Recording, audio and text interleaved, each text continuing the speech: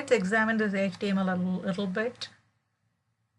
So I have this header and then there's a button that says click me. Well, when I click on this button, nothing happens right now. So if I go in here, click on this button, nothing happens. So how do I add functionality to this button so that when I click it, it shows me this particular alert? Okay, so let's move this alert into something called a function.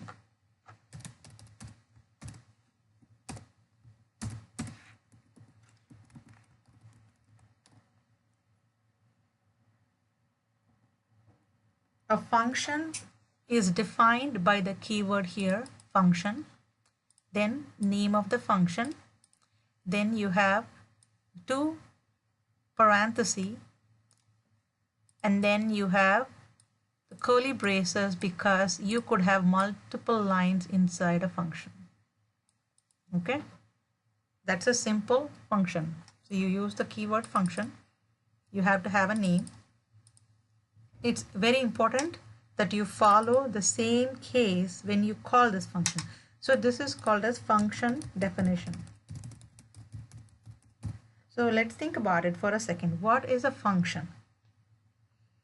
If you have a number of steps that you want to perform over and over, and then you should be able to just call that particular functionality, you write a function for it. As simple as that, okay? So you could have here 10 different steps. You may want to say a bunch of things here. You don't want to write this again and again and again. So you just write it once and call it many times, okay? So in our case, we are just going to have one line for demonstration purposes. So we are going to call this function as hello. Okay, so let's copy this. And then in this button here, from this button, we have to say when you click this button, on click, call this function called hello. So this is still JavaScript, so we put a semicolon. Now instead of just firing when we pull this page up, it's gonna fire when I click this button. Click. So when I click, it gets called. Okay, let's do Control-Shift-I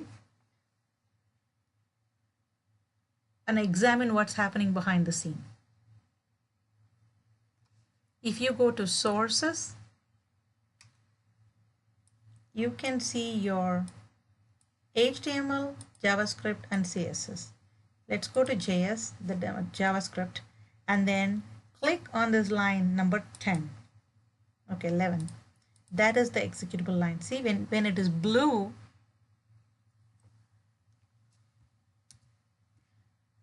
see it's blue here. That means we just put a breakpoint. Okay, now let's go.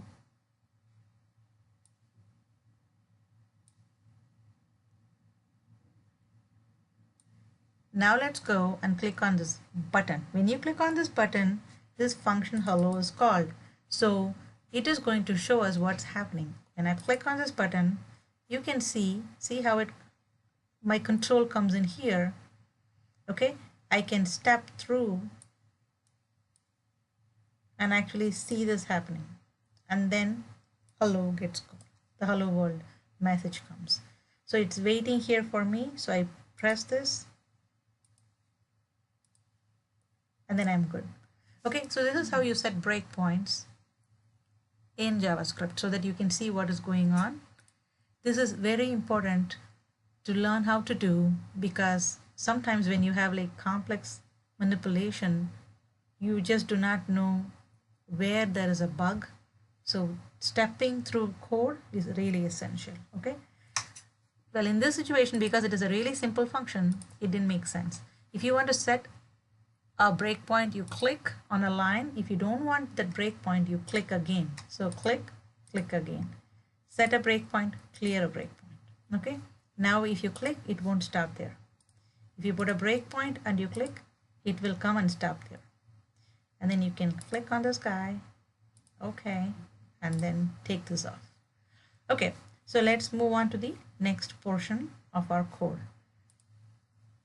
So we did two steps. First, we did function definition. Second, we did function call. This is function call. This is function definition. So let's look at the next step. So the next button says, what is the sum of 3 and 5? This button says show. I am going to add an on click here and call that as add, because I'm going to be adding two numbers. I go into JavaScript. My function name is add.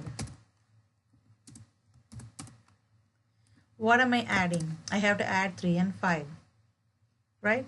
So let us say var x equal to 3, var y equal to 5. So storage for first number, storage for second number. And then var sum equal to x plus y. So that is how in JavaScript you add two numbers. Simple arithmetic operation, okay? And then what you say is here is alert sum is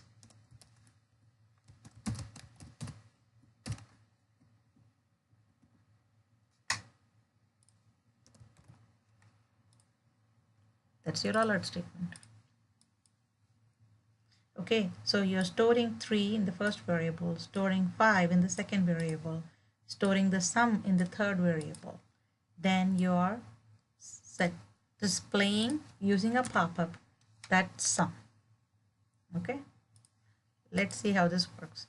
So you should have first called that particular function from JavaScript, and you should have a function definition. So this is how you use arithmetic operators in JavaScript. So let's refresh the page and then make sure your code is right there. We don't want any breakpoints. Okay, let's put a breakpoint on number 19. Okay, I go and click on show answer. So I came here. See, it's showing me all these values here. It says x is 3, y is 5, sum is 8. It says sum is 8, which is correct. It's going to do an alert of sum.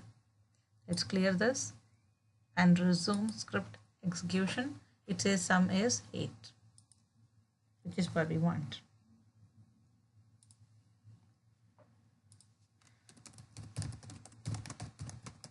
So let's go down the line and just keep writing.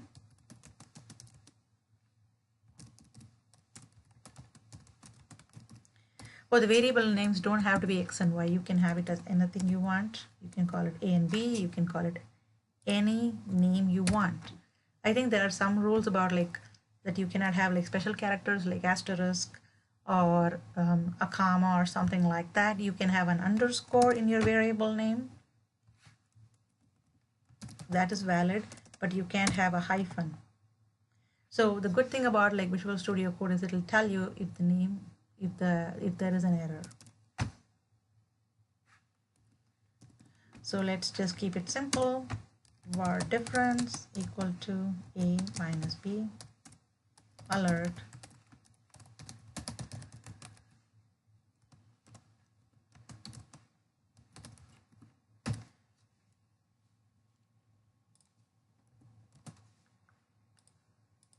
So subtract is the name of the method, the function. Go to HTML, find your button, add on click,